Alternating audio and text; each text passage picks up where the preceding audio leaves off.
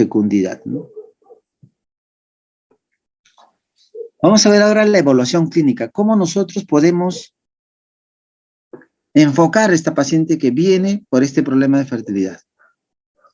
Entonces, debemos hacer una anamnesis completa, donde debemos hacer hincapié al ciclo menstrual, a los hábitos sexuales, si tuvo o no gestaciones anteriores, si ha tenido intervenciones quirúrgicas, hay que ver los antecedentes familiares de infertilidad, antecedentes personales como algunas enfermedades, el uso de sustancias tóxicas o algunos fármacos.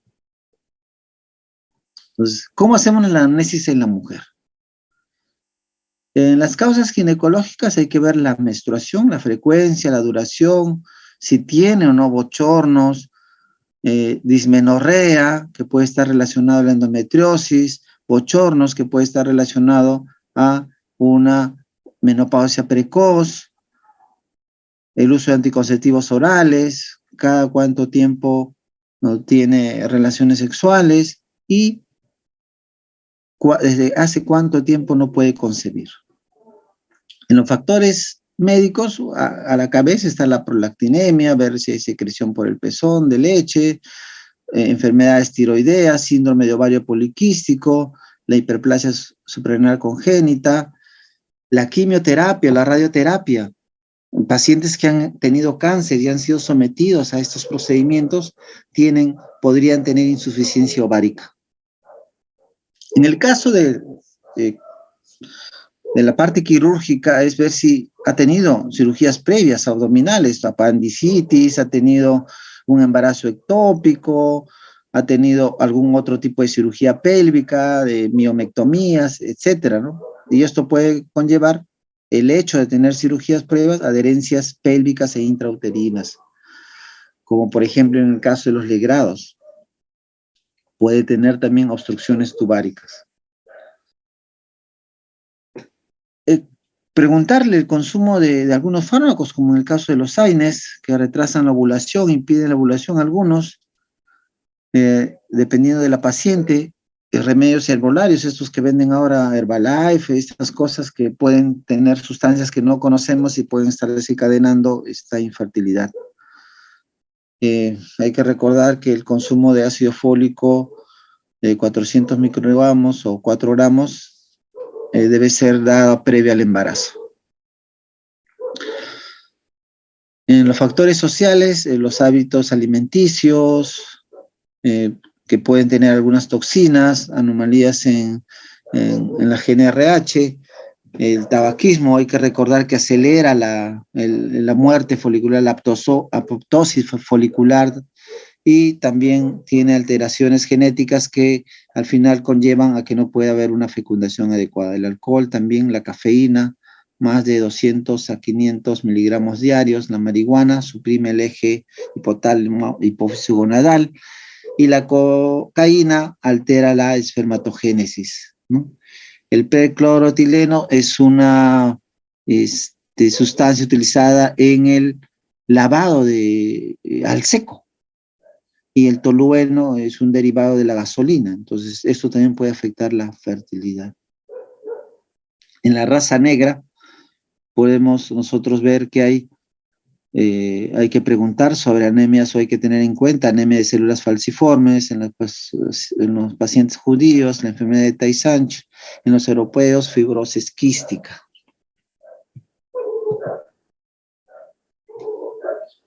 Entonces, hay que entender que las anomalías de la hormona liberadora de gonadotropinas y la secreción de gonadotropinas están vinculadas a un índice de masa corporal mayor de 25 o menor de 17. Entonces, la obesidad o la extrema delgadez va a alterar la liberación de estas hormonas que son importantes para poder cumplir con la función ovárica.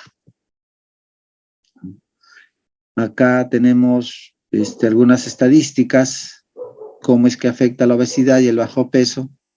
El bajo peso es peor 4 veces más, 2 veces más en efectos de la infertilidad. Disminuye el tiempo para concebir. Una taza de café contiene alrededor de 115 gramos de cafeína. Más de 500 gramos de cafeína aumenta la tasa de abortos recurrentes. Ojo, para los que les gusta tomar café. En el caso del varón, hay que ver, pues, a qué edad empezó su pubertad, si tiene disfunciones sexuales, ¿no? De dificultades para la erección, o si tiene alguna anomalía congénita, de repente una hipospadia, una criptorquidia, o tiene varicocele. Preguntar también si tuvo infecciones de transmisión sexual, infecciones urinarias, prostatitis, epididimitis, eso se hace evaluando, ¿no? Entonces, una evaluación, cuando uno toca los testículos, esto no debería doler para nada, y el que duela puede estar relacionado a prostatitis o epididimitis, ¿no? Los traumas también, la criptorquidia, la torsión, los varicoceles, son importantes poder evaluarlos. Entonces hay que recordar que la espermatogénesis, nosotros tenemos toda una secuencia que va a ser alterado por el consumo de sustancias o algunas enfermedades propias del testículo. Por ejemplo, en el caso de la varicocele, ¿no? ¿Qué es el varicocele? El varicocele es la dilatación venosa del plexo pampiforme de los cordones espermáticos que elevan la temperatura escrotal. Entonces, ustedes saben que el escroto está aislado del cuerpo porque debe tener una temperatura menor, pero si esta temperatura se aumenta, va a alterar la espermatogénesis. Y la criptorquidia igual tiene el mismo problema porque no va a permitir la espermatogénesis debido al calor, a la temperatura. Esto es cómo se forma el espermatozoide en sus diferentes fases. Entonces, la infertilidad masculina está relacionado a defectos anatómicos. Este es un resumen. De varicocele, problemas obstructivos, torsión testicular, disfunción eyaculatoria, una alteración, un daño a nivel de la próstata o las vesículas seminales, una disfunción endocrina, una deficiencia de testosterona, por ejemplo, alteración en la LH, FSH, defectos inmunológicos, como por ejemplo infecciones del tracto genital presentes o anticuerpos antiespermatozoides en el semen, ¿no? Otros defectos moleculares pueden estar relacionados a microdelecciones. Factores ambientales, el fumar, el uso de opioides, el consumo de alcohol excesivo, exposición a pesticidas, radiaciones, ondas magnéticas, quimioterapia, metales pesados. En el caso de los estilos de vida, el envejecimiento, definitivamente, la obesidad, la malnutrición y otros, como por ejemplo el estrés, pueden estar relacionados a un problema de infertilidad masculina.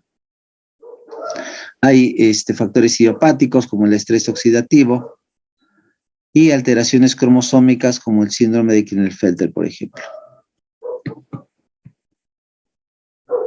Entonces, en la mujer, ¿cómo hacemos la evaluación clínica? En la mujer tenemos los signos vitales, la talla, el peso, hay que ver los caracteres sexuales secundarios, presencia, esto nos puede ver que puede haber todavía una alteración en el desarrollo sexual, la presencia de hirsutismo, alopecia, acné, de repente puede hacernos pensar en un exceso de andrógenos. El acantosis nigrans, hay que ver en el cuello, en las axilas, el aumento de coloración oscura, y eso nos hace pensar en un aumento de la resistencia a la insulina, un síndrome de ovario poliquístico. La evaluación de la secreción mamaria, una galactorrea, puede indicarnos una hiperprolactinemia. En la exploración pélvica hay que ver, pues, una especuloscopía, ver las características vaginales, no vaya a ser que de repente tiene un tabique ahí que no pueda permitir el paso de espermatozoides. Hay que ver la consistencia, el moco cervical, un moco cervical muy espeso también no va a permitir el paso de los espermatozoides. En el caso del varón, tenemos que nosotros evaluar los signos de producción de testosterona y eso se evalúa con los caracteres sexuales secundarios. Hay que ver que no tenga ginecomastia o un fenotipo eunucoide, como en el caso del síndrome de Klinefelter. Hay que ver la uretra peniana, si está permeable, qué tamaño tienen los testículos, el epididimo, si es blando, la próstata, si es uniforme, y hay que ver palpar el plexo panipiforme de ambos conductos deferentes para poder ver si hay o no estas dilataciones como los varicoceles.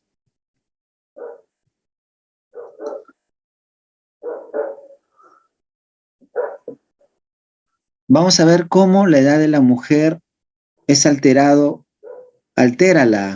la esterilidad, ¿no? Hay que recordar que a lo largo de la vida reproductiva, los folículos no dominantes, o sea, de una corte de folículos que se produce todos los meses, los que no dominan se atrecian, o sea, se regresionan y se producen apoptosis, mueren, ¿no? Entonces, alrededor de la pubertad solamente se tiene 300.000 folículos y esto reduce mucho cuando empieza la menopausia. La tasa global de abortos en mujeres es más de 40 años, de mayores de 40 años, es de 50 a 75%, ¿no? Son abortos espontáneos. Entonces, si yo me voy, evalúo la edad de la mujer y veo la esterilidad está presente entre 20 a 29 años, un 8%, 30 a 34 años, 14%, 35 a 39 años, 21%, y más de 40 años está alrededor del 29%. ¿Cómo yo valoro las causas femeninas, ¿no? Hemos dicho que es el principal factor, pero no el único. Entonces, hay que ver la evaluación ovárica, ¿no? Y hay dispositivos que pueden detectar, que predicen ovulación, son dispositivos automáticos. Tenemos que medir la concentración folicular de FSH, la concentración de estradiol, que esto se mide. Eso es lo que mide la reserva ovárica. La hormona antimilleriana también ve cuántos folículos, cuánta reserva ovárica tiene una mujer. Otra cosa que nos puede valorar la disfunción ovárica es la evaluación de la medida de hormonas, como la TSH, la prolactina y los andrógenos. Y la evaluación ecográfica con recuento de folículos antrales al inicio del ciclo menstrual también es útil para ver la función ovárica. ¿Cómo yo evalúo si hay un problema a nivel de las trompas, a nivel pélvico? Esto puede ser con una salpingografía, una laparoscopía y también una cromotubación que permite ver con la instilación de sustancias la permeabilidad de las trompas, ¿no? El factor uterino se evalúa con una histerosalpingografía, una ecografía transvaginal, una ecografía con solución salina, que es la histerosonografía. La resonancia magnética también nos puede ayudar para evaluar al factor uterino, la histeroscopía y la laparoscopía también. La disfunción ovárica muchas veces está relacionada a anomalías del hipotálamo, anomalías del hipófisis anterior o de los ovarios. Ahora, estos trastornos pueden ser adquiridos o hereditarios, ¿no? Los adquiridos incluyen los originados por el estilo de vida, por ejemplo, el ejercicio excesivo, los trastornos alimentarios, el estrés, ¿no? Y los hereditarios, el hipogonadismo hipotalámico idiopático, por ejemplo, el síndrome de Kalman.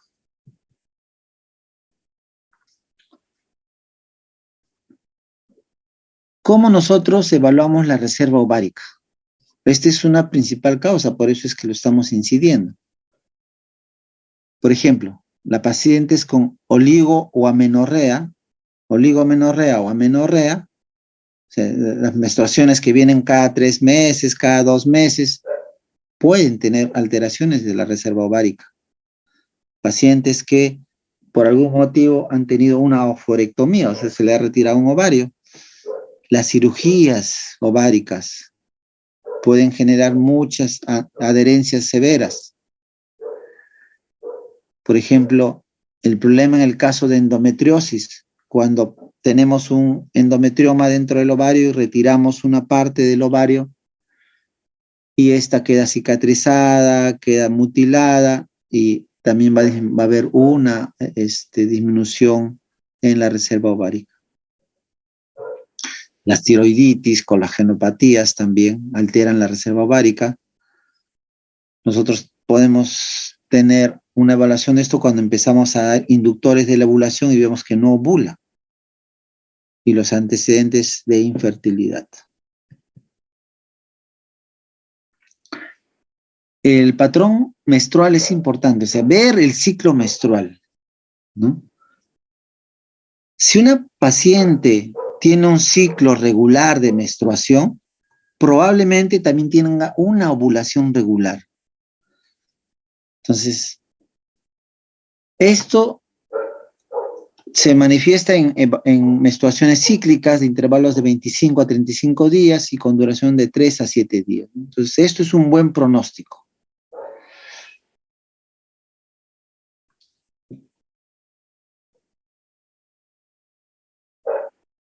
Otra cosa también que nosotros debemos evaluar es la temperatura corporal basal.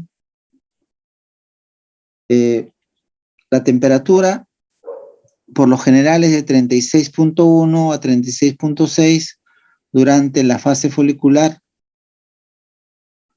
La elevación de la temperatura basal se eleva de 0.17 a 0.178 grados centígrados, ¿no?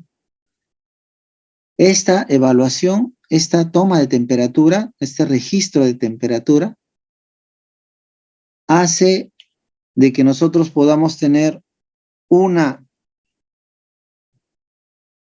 certeza de que ha habido una ovulación, ¿no? En la elevación de temperatura. Y esto puede ser graficado, ¿no? Se grafica y tenemos nosotros la elevación de la temperatura, ¿no? Entonces, ¿cómo se hace este ciclo de el seguimiento? Se registra diariamente la temperatura durante la mañana y lo graficamos a la misma hora. Entonces, esto me va a ver el patrón bifásico de la temperatura basal. Otra forma de evaluar la reserva ovárica es el dosaje de FSH, la hormona folículo estimulante, en el tercer día del ciclo, mayor a 10 unidades por litro es anormal, ¿no?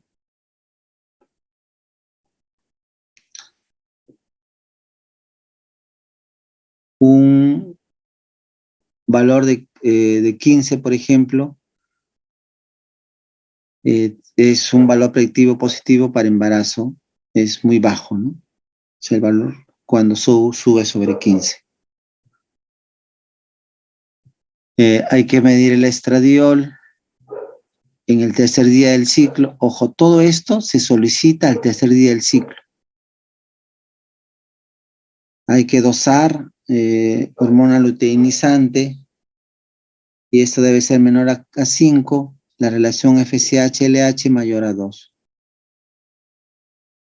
También nosotros debemos valorar una si nosotros hemos hecho inducción de la ovulación, una mala respuesta también nos indica una mala reserva ovárica.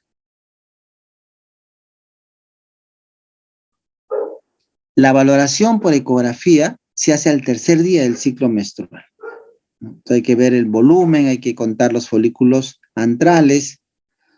Entonces, para ver cómo está la reserva ovárica y también para confirmar si hay poliquistosis ovárica. Un conteo de folículos antrales menor de 6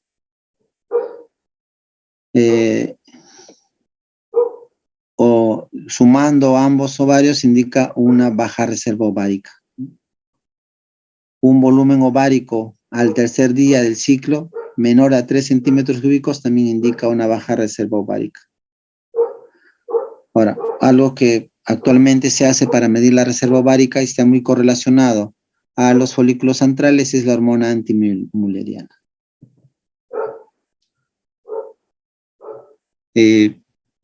Como les decía, la hormona antimülleriana es un factor moderno de predictor de la reserva ovárica.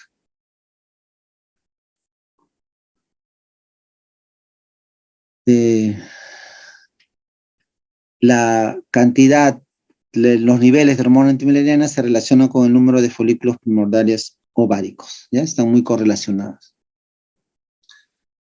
Hay una prueba que es la prueba de citrato de clomifeno, que es un inductor de la ovulación. Se hace dando 100 miligramos por vía oral de citrato de clomifeno en el día 5 o 9 del ciclo. Y al tercer día de haber dado se mide la FSH estradiol y al 10º día solo la FH. Entonces, si nosotros vemos que hay una elevación de FSH, entonces significa que hay una reducción en la reserva ovárica, ¿no? Este es el test del citrato de clomifeno. Hay algunos aparatos electrónicos para pronosticar la ovulación. Por ejemplo, cuando se mide la orina, miden la LH, hay aparatitos que pueden predecir la ovulación midiendo la hormona luteinizante. La medición de la progesterona sérica después del día 21 del primer día de la menstruación también.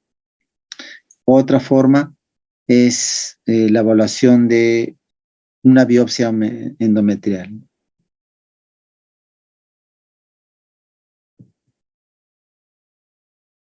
Que se llama el test de ERA, la biopsia endometrial.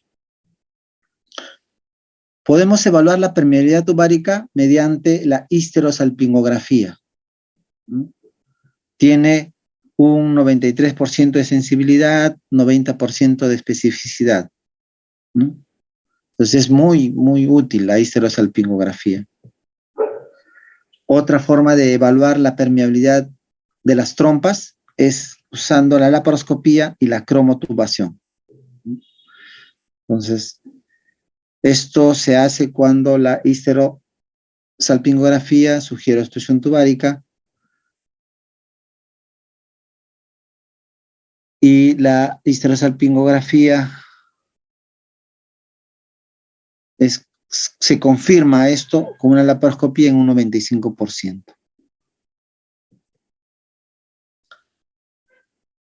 Estas son las ventajas y las desventajas de los diferentes métodos para valorar la anatomía pélvica.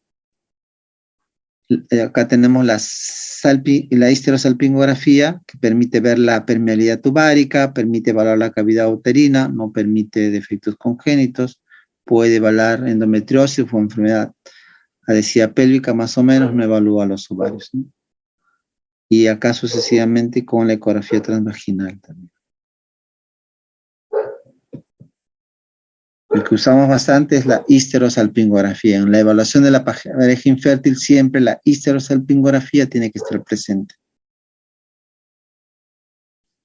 Y esto se hace de la siguiente manera, ¿no? Más o menos en el día 5 a 10 del ciclo se administra un medio de contraste iodado por un catéter dentro del útero y bajo fluoroscopía vamos a ver cómo se está llenando, cómo se llena la cavidad uterina, que pasa por la cavidad uterina, luego a la luz tubárica y finalmente se va por las fimbrias hacia la cavidad pélvica, ¿no? Ese es el recorrido, ¿no?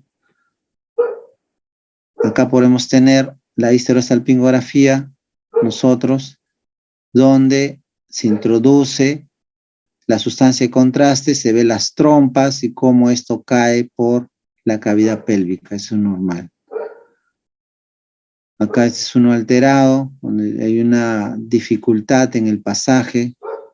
Acá vemos, por ejemplo, está la cavidad uterina, pero estas son las trompas, miren, unas trompas dilatadas, ¿no? Dilatadas.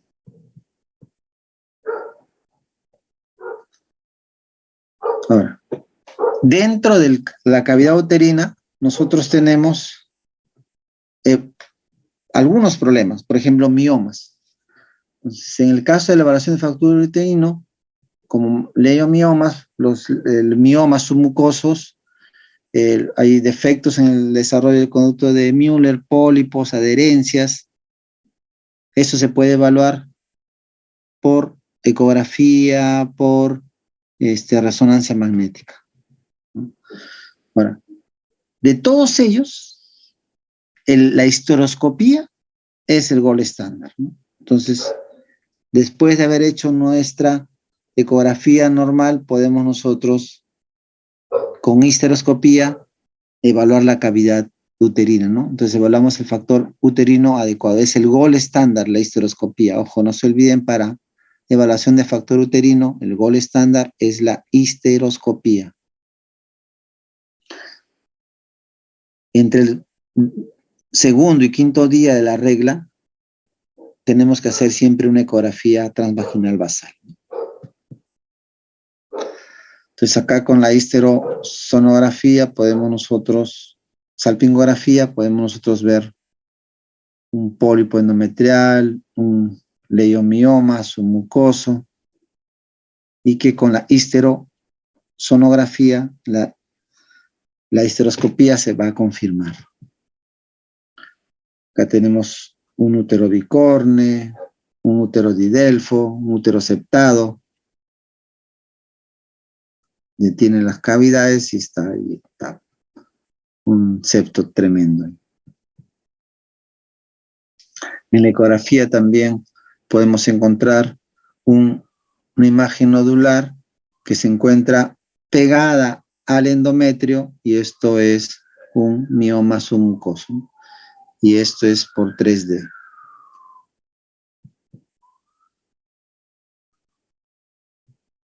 Nosotros administramos muchas veces solución salina en la cavidad, y esto se conoce como histerosonografía. La laparoscopía nos permite reconocer si realmente hay una alteración, una obstrucción de las trompas, y también nos permite ver la forma, cómo está esta trompa. Es mucho mejor que la histerosalpingografía, pero ya pues es una cirugía mayor. Entonces, usamos nosotros un procedimiento que se llama cromotubación, ¿no? Que consiste en instilar índigo carmín, y a nivel de una cánula cervical se introduce y vemos nosotros la coloración que sale por las trompas, ¿no? Y eso por la laparoscopía. Entonces acá vemos cómo sale la sustancia, ¿no? Con la trompa y sale. Es permeable, eso nos quiere decir que es permeable. ¿En qué caso nosotros debemos hacer laparoscopías? Cuando la histerosalpingografía señala una obstrucción tubárica, sobre todo si es proximal. Cuando se evidencia patología que es tributaria de tratamiento quirúrgico, como un cierre de las trompas o una dilatación de estas, que es el hidrosalping.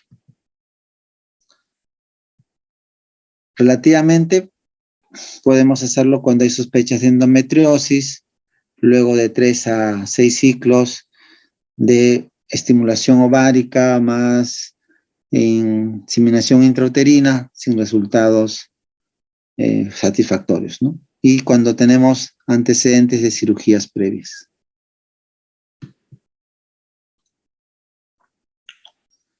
Hay una prueba que se llama la prueba de Singh-Hummer. Esta prueba de Singh-Hummer se realiza para valorar la presencia de moco cervicuterino normal, ¿no? Entonces, consiste en pedir a la pareja que tenga relaciones sexuales el día de la ovulación. Unas horas después, la mujer acude al consultorio, se toma la muestra del moco cervical con una pinza o por aspiración. Entonces, tenemos que ver acá, medir la concentración de estrógenos. Y el moco debe ser, cuando la concentración de estrógenos es elevada, el moco debe ser abundante, elástico y relativamente transparente. Este moco se extiende 5 centímetros después de colocarse entre dos portaobjetos, y esto se denomina filancia, ¿no? Esta característica de poder distenderse. Y debemos ver que por lo menos 5 espermatozoides móviles en un campo de alto poder. Entonces, esta es la característica y vemos acá cómo pueden estar los espermatozoides, ¿no? Entonces, eso significa que es un moco adecuado o inadecuado. Ahora vamos a estudiar las causas masculinas. Entonces, hay que recordar que los testículos tienen doble función.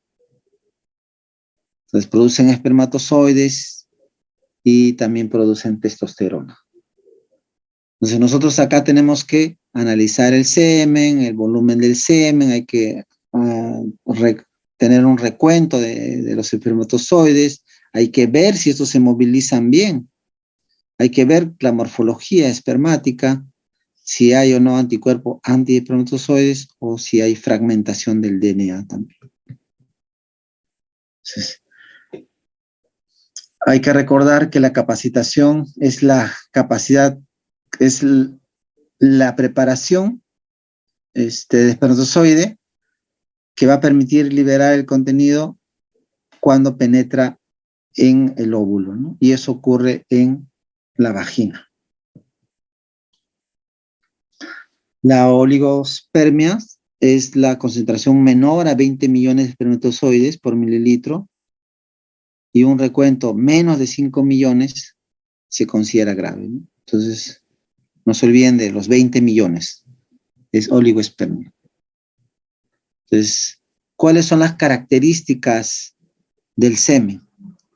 El semen tiene más de 1.5 mililitros de volumen, tiene que tener más de 20 millones de espermatozoides, más de la mitad debe moverse, más de la mitad debe moverse. Ahora, la morfología, más de 30%, de 14%, o más de 14%, algunos consideran más del 30% o más del 40%, deben tener formas adecuadas, ¿no? Leucocitos debe haber menos de 1 millón y células redondas menos de 5 millones. Ese es en el espermatograma. Entonces, el espermatograma o el espermograma es el análisis de elección para detectar alguna anomalía de factor masculino, ¿no? Entonces, si tú estudias una pareja infértil y no le haces un espermatograma, prácticamente no va a ser bueno tu evaluación. El requisito es una abstinencia sexual de por lo menos 3 días y la muestra se obtiene por masturbación, ¿no? Tiene una sensibilidad de 89%, pero una pobre especificidad. Lo ideal es analizar 2 muestras en un mes. Entonces, estos son los valores normales según la OMS del 2010. El volumen de 1.5 a 6 mililitros, el pH del semen debe tener entre 7.2 y 8, la concentración de espermatozoides más de 15 millones, lo ideal es más de 20. El conteo total de espermatozoides más de 39 millones, movilidad lineal progresiva más de 32%, movilidad total más de 40%, Morfología normal, más de 4%, viabilidad más del 58%, y leucocitos menos de 1 millón.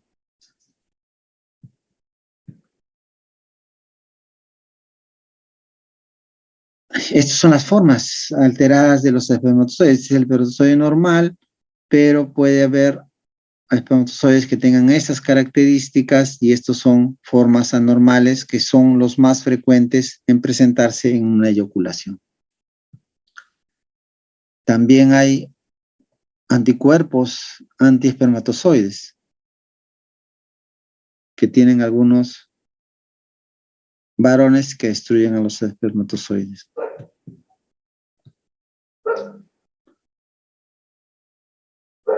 Hay algunos análisis para ver la función espermática, por ejemplo, análisis de fluorescencia de la manosa, análisis de la emisona, análisis de la penetración espermática y la reacción acrosómica.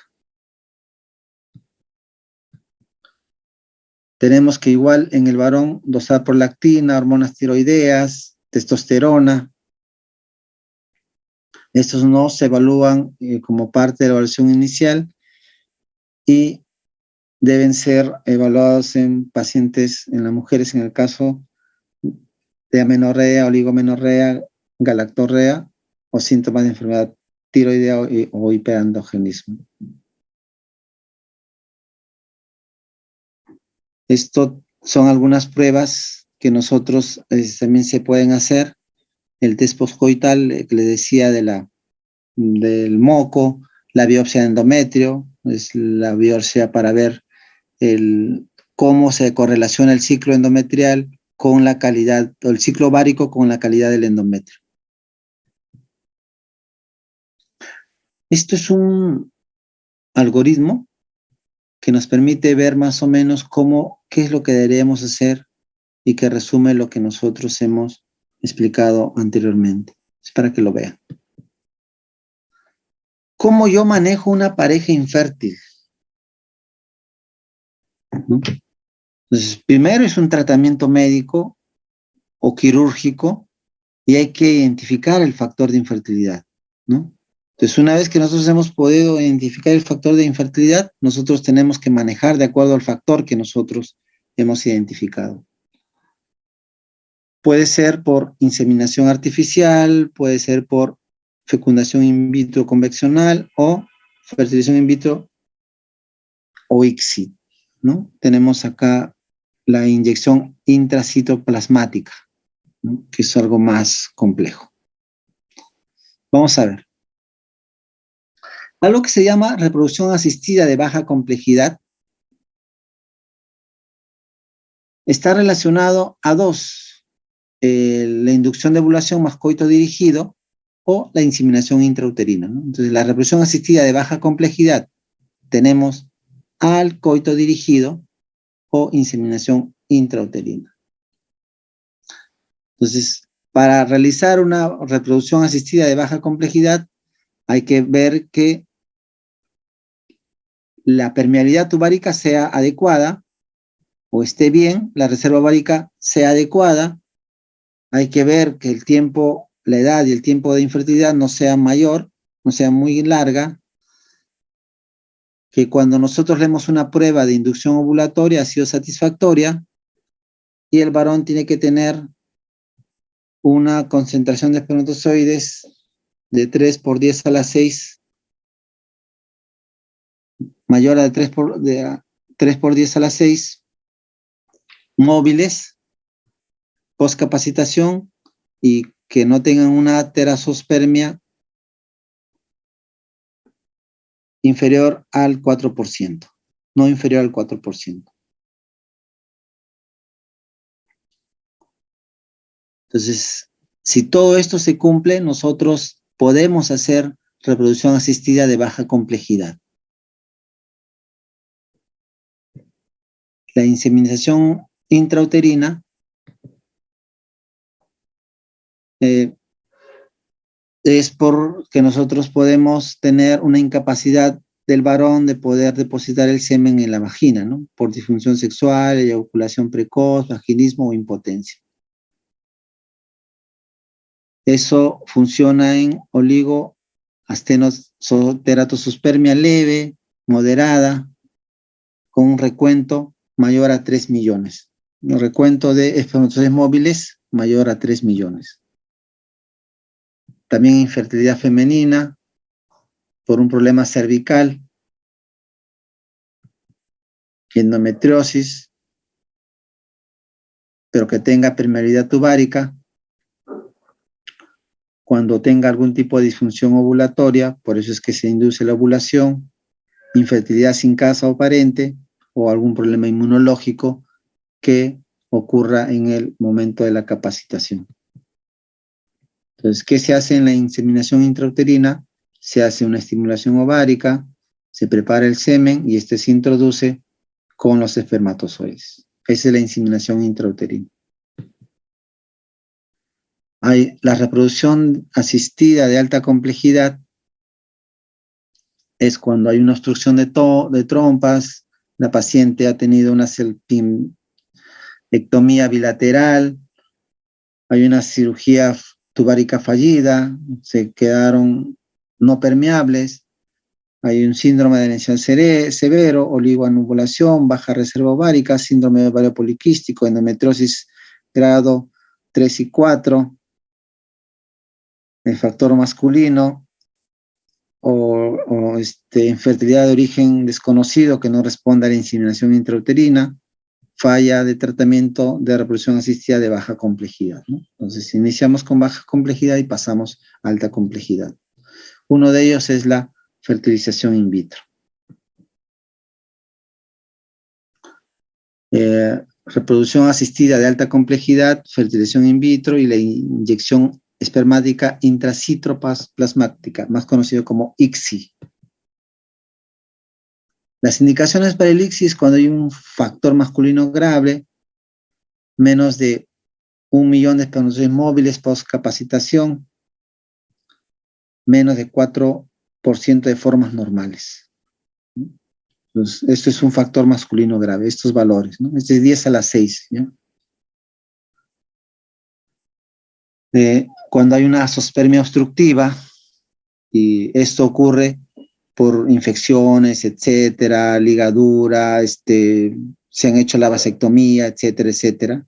Entonces, los espermatozoides se obtienen por biopsia testicular, ¿no? O por aspiración de epididimio.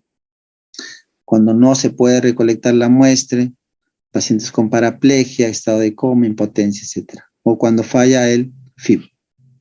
Ese es el ICSI. Acá les dejo un resumen de lo que hemos conversado para decidir si tenemos tratamiento de baja complejidad o de alta complejidad. Muchas gracias. ¿Tienen alguna pregunta hasta acá?